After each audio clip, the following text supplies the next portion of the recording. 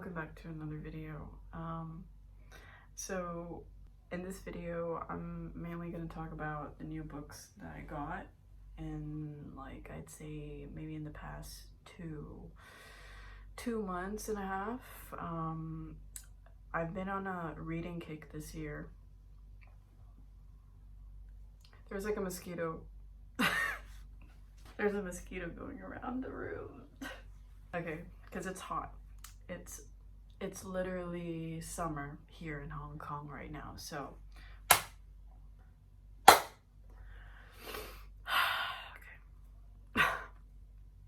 Anyways, I have my coffee. Okay.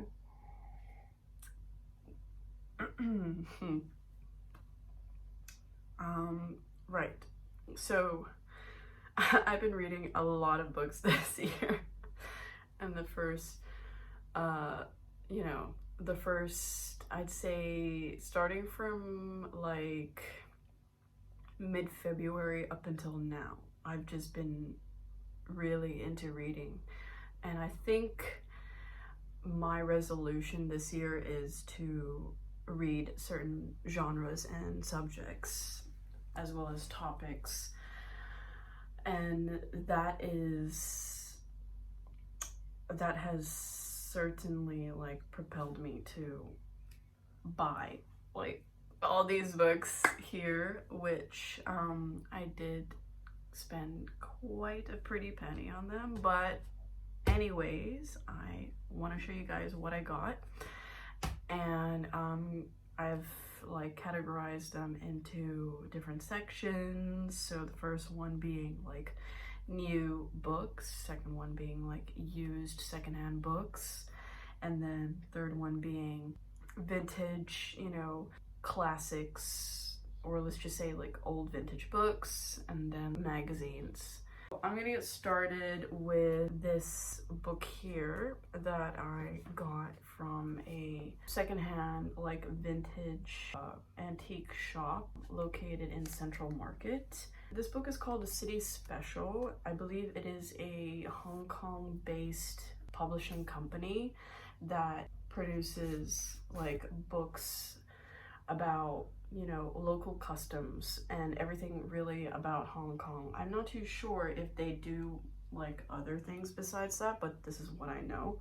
The lady at the store told me that they sell out quickly because there's only a handful of these being published, but essentially these are so good. It shows you, pictures of old Hong Kong, and on the side, it talks about it. But all these books are printed in Chinese. I'm aware of it. I mostly just buy them because of the imagery in the books themselves. This collage is actually really cool. I think it's pretty dope. But for me, it's not an issue, not being able to read it. I can pretty much do it in a funny way where I take my, my iPhone and open the Google app and just like put the phone on top of the book to read like a certain passage or, paragraph, and have the camera translate it into English if I really want to know like what they're talking about. I suggest anyone who wants to give a gift to someone who likes Hong Kong, wants to know about Hong Kong, or anything really, you guys should totally get this one. Okay, now I'm gonna go to the used books section.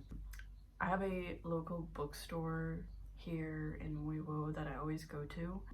A few years back, it used to be owned by another person, but then he left and took some of his collection back to France, to Paris. So now he has a bookstore there, and he's taken like some really good books. So now it's a different owner, but still they have some pretty good books, I'd say. And sometimes I go in there and browse, and I leave with a book or two. But yeah, so this first book, it's a book by Anne Marie MacDonald. So I have not heard of this author. I don't know who she is. I don't know like nothing. But based off of the introduction in the back, it's about the Piper family is steeped in secrets, lies, and unspoken truths.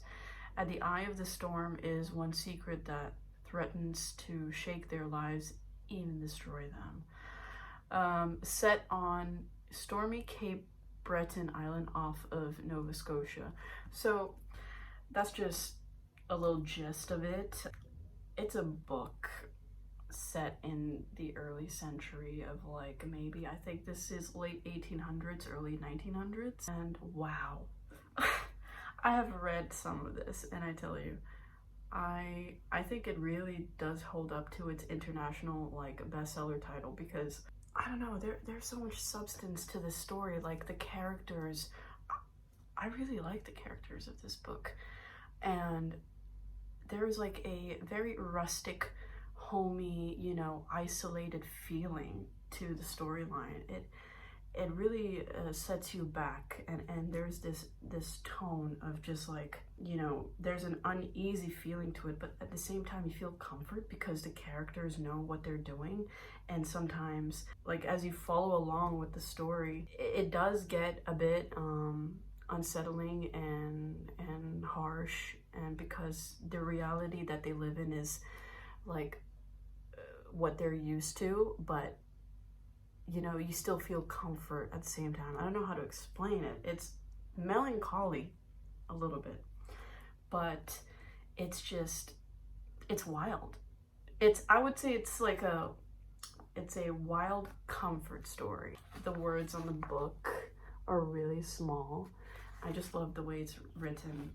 There are some like quotes on some pages here, and there's also some lyrics to like a song or something, and the titles are really funny. And especially there are some, you know, designs. There's some printed design work on the pages which looks so pretty. I don't know what it is, but the aesthetic of the whole book itself is so up my vibe, like so up my alley. So the next book that I got, not much to talk about. It's basically an old copy of a dictionary of physics. Now I love the cover and just the way it looks. I got it from the same bookstore. You know, it's a dictionary for the language of physics, and I used to be obsessed with physics in high school. I was so into it because I wanted to become an astronomer, but that didn't happen. And I usually just like to read books for enjoyment and entertainment purposes, including reading like a dictionary about physics. You know, yeah, this is a pretty good book. R.M. Hare. I don't know who this person is. I think I researched this person online just to find out, but I forgot. And it's The Past Masters. I haven't read this book yet, but it's about Plato. I believe he's a Greek philosopher. Greek or Roman. Oh my gosh, I feel like I'm gonna be butchered by people who actually know. They're very close in range historically, like when it comes to the subject of philosophy. So, okay, you do not hate me. Obviously, I know who Plato is, and I want to read more into him, more about him, because this year I've been on a philosophy kick, and I do want to study further into the subject and know more. This is like a really short book, and I really absolutely like, I love the aesthetic of old books like this. I believe this is published in, this is an Oxford University Press from 1982. And the next one I got is a Field Notes from a Catastrophe by Elizabeth Colbert.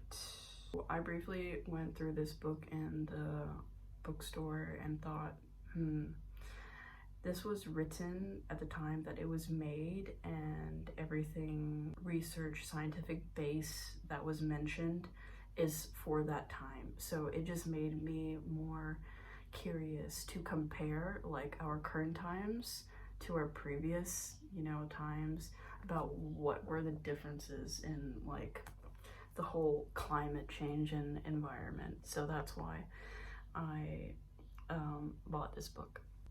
Classic physicists and their discoveries. Again, look at the cover. Like, I really like the cover. It's also another reason why I bought this book, but of course it's about physicists and their discoveries. So since I really like the subject itself, I want to know more about, our past physicists. And I really like the paper in this, like the page itself. Okay, this doesn't really have a smell, but it has some really cool photos of the physicists. This is the back of the book. Just really like it, like, honestly. This is by Emilio Segre. Okay, this next one that I got, now this is fulfilling my, I forgot her name,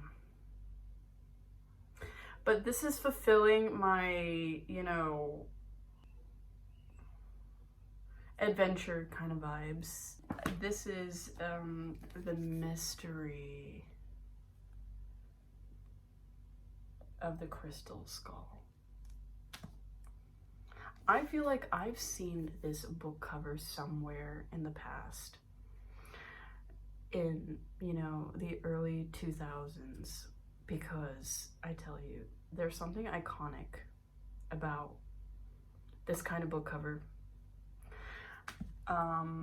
But it's so interesting. I didn't really think I was going to get this book. I was like flipping through the pages and thinking like, it's giving conspiracy, like UFO mystery type of vibes, and I'm all in for that. But really, as I turn the pages and I read some of the paragraphs and looked at like the pictures that they have going on here, it seems like they really kind of did do the research into understanding what exactly is the crystal skull.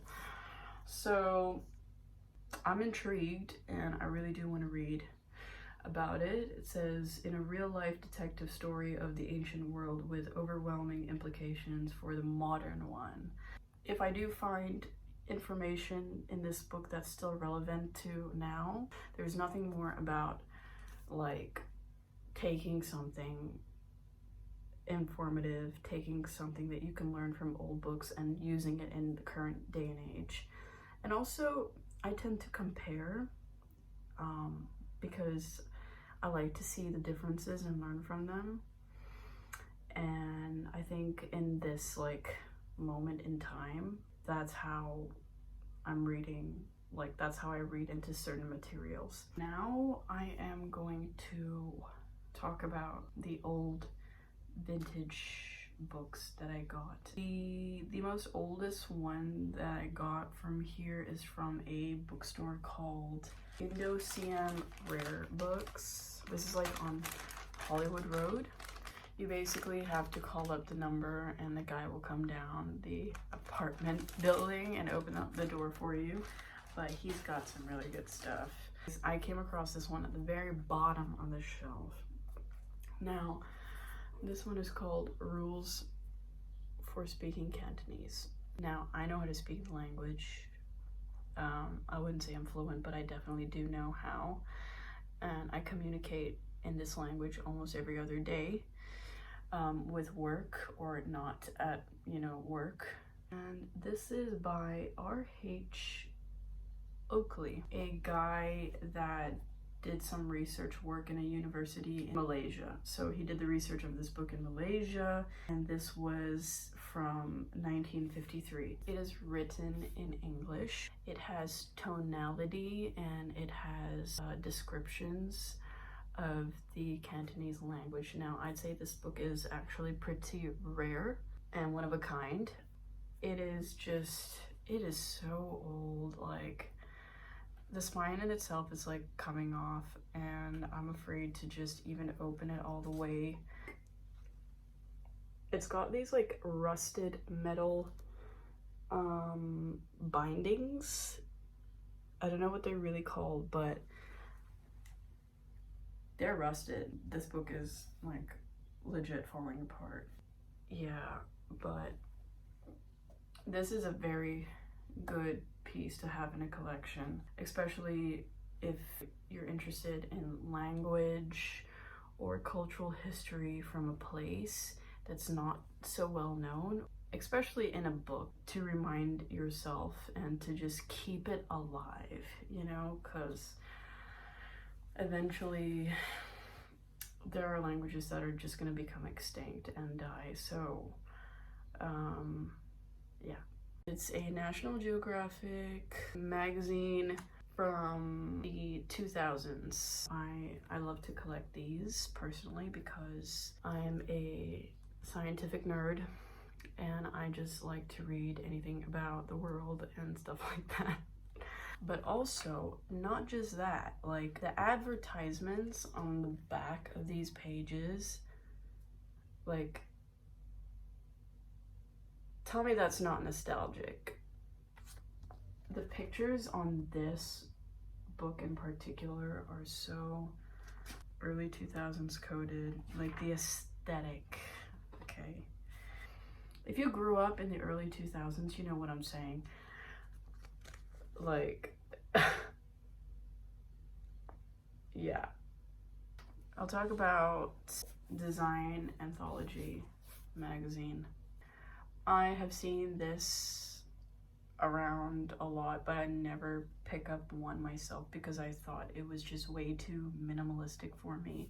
I usually go for ones that have maximalist photos in it about like a bunch of stuff, but then I thought, there's something about this edition that struck me, so I went and got it because there are some photos in here that I really like, and the pictures, but it's very muted. It's very muted. It's like you kind of have to be in a certain lighting to really like look at them because the paper, the visual aspect of it is grainy, and so I don't know if it's definitely the paper material, you know, it's not glossy, it's very matte. Like, I like some of these photos, like this one right here where they've got the books on this like wooden table and a cat just underneath. So yeah, I definitely did pick up this magazine. Like that, oh my goodness, like how they have all the liquor bottles lined up like that on the wooden table. I would kind of want to have that in my house one day. Like, that just, yeah, that's great. It's called The Atlantic Magazine by Derek Thompson. So it has, again, amazing photography. I really do like the photography in this magazine. Just so pretty. It has really good topics in this one that I would like to read about. So yeah, the last two books I'm going to show you guys are by Taschen Books. It's called Small Architecture. It's an image-based book with all the architects and their designs. I'm also into that kind of stuff. So I love Taschen Books, by the way. Like this company does amazing books, like imagery books and prints and stuff. And I have a few books from Taschen in my collection, and I just keep getting more of them because really the quality of a Taschen book, if anyone that likes pictures, photography, get them a Tasshan book and they will be happy. Lucius Seneca, Letters from a Stoic, and this is a Collins classic. This book, I kid you not, this book has made my first 4 months of this year, and it will continue. Like, I will continue to preface off this book and have ideas and just the way I act. I'm gonna relate to this book for the rest of this year, because seriously, Lucius Seneca has something going on there, and he is just so right in so many ways. If there's any other philosopher that I would like to be for a day, it would be him. I just really like this one, and I really like this book. Like, I've went through it and studied like quite a few pages and highlighted things. Yeah, I'd say this would be the foundation for my philosophical studies, and just I relate to this so much. I would like to know, what are your guys' favorite philosophers, and which philosopher you resonate with the most, and who do you relate to, in the comments down below. So, and also, I hope you guys enjoyed this video. These are all the books that I've got to show you. If you guys would like to see any other content, just let me know in the comments, and I will see you guys next time.